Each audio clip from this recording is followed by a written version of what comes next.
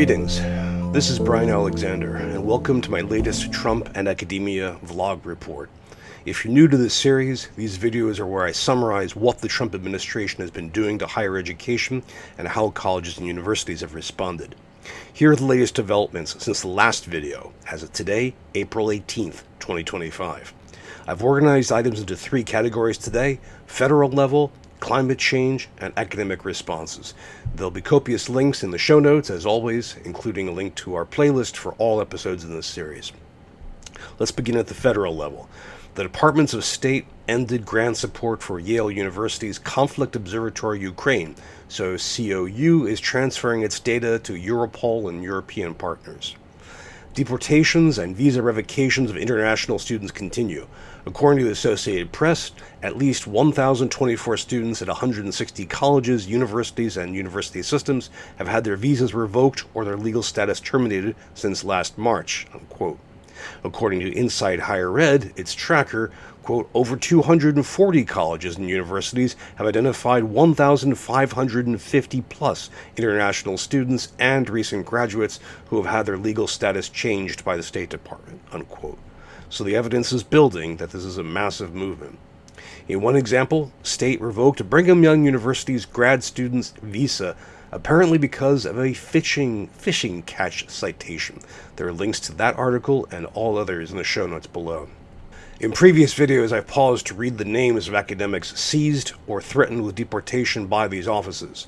The names of people like Rasha Alaway, Yun-Se Chung, Alariza Durudi, Dokugang Gunadan, Mahmoud Khalil, Leka Kordia, Ramesa Ozturk, Ksenia Petrova, Ranjani Srinivasan, Badr Kansuri, Momodu Tal. It looks like there will soon be too many of those to read out loud. At the levels of state governments, last time we mentioned 3 Florida universities had committed staff to work with ICE in deporting academics. That number has risen to at least 10 now. Quote, Florida A&M University, Florida Atlantic University, Florida Gulf Coast University, Florida International University, New College of Florida, the University of Central Florida, the University of Florida, the University of North Florida, the University of South Florida, and the University of West Florida. Florida State University is in the process of signing the paperwork, a spokesperson confirmed, unquote. A United States attorney for the District of Columbia has been sending at least some scholarly publishers a curious letter asking them questions about their positions as, quote, partisans in various scientific debates, unquote. Some of the questions are, how do you clearly articulate to the public when you have certain viewpoints that are influenced by your ongoing relations with supporters, funders, advertisers, and others? Do you accept articles or essays from competing viewpoints? How do you assess the role played by government officials and funding organizations like the National Institutes of Health in the development of submitted articles? And there are more questions like that. Now, a second category to bring in mind has to do with climate change. Climate change is another Trump target, one he has gone after in various ways. Some of those attacks are now impacting higher education. The National Centers for Environmental Information is now, quote, decommissioning its coastal water temperature guide. The underlying data will be available, but this page will no longer be published, unquote. The National Institutes of Health will reduce support for climate change for research into climate change's effects on human health under directives from Robert F. Kennedy Jr. Now, in terms of reactions, our third category, there's a lot of academic silence in response to the Trump administration's actions, as well as silence from other academically adjacent people and enterprises. But there's also protest, there's also resistance, and other actions. The struggle between Harvard University and Trump administration intensified. Federal grantors sent stop work orders to Harvard researchers. Trump also followed up on his threat to remove Harvard University's tax-exempt status, asking the Internal Revenue Service's lead lawyer to explore how to do that. The Department of Homeland Security Secretary Christine Noem, according to an official statement, quote, wrote a scathing letter demanding detailed records on Harvard's foreign student visa holders' illegal and violent activities by April 30th, 2025, or face immediate loss of Student and Exchange Visitor Program (SEVP) certification, unquote.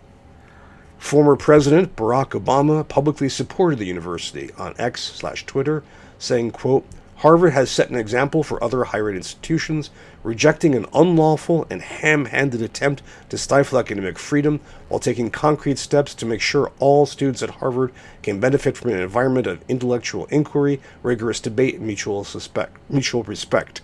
I hope other institutions follow suit." Unquote. Yesterday, a bunch of us participated in a day of academic labor action. I hosted a special session of the Future Trends Forum just for this event.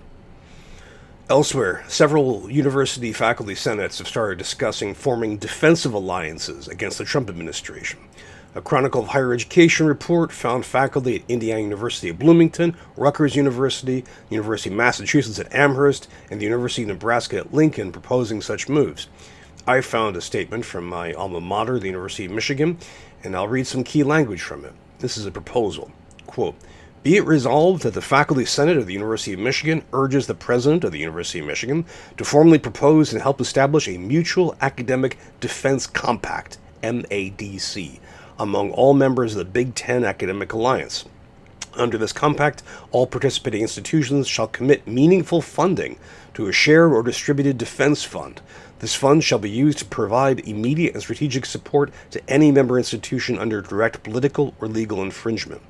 Participating institutions shall make available, at the request of the institution on direct political infringement, the services of their legal counsel, governance experts, and public affairs offices to coordinate a unified and vigorous response, including but not limited to legal representation, countersuit actions, strategic public communication, amicus briefs, expert testimony, legislative advocacy, and coalition building, and related topical research as needed." Unquote. These are just proposals, these are just ideas being floated, but they are being discussed. Elsewhere, in terms of university finance, Brown University just borrowed $300 million as part of its struggle with the Trump administration. There are also some international responses. I've mentioned before several different nations, several different international universities trying to recruit American academics during this time. Academics in another country, Australia, are launching a program to attract American academic talent. To summarize, the Trump administration is continuing to go after higher education through multiple government offices and in many ways, from funding cuts to deportations and interfering in several universities' autonomy. Academics are feeling impacts across the nation and around the world. Members of the American academic community are starting to react in public, from issuing statements and holding demonstrations to filing lawsuits. Deportations are still rising.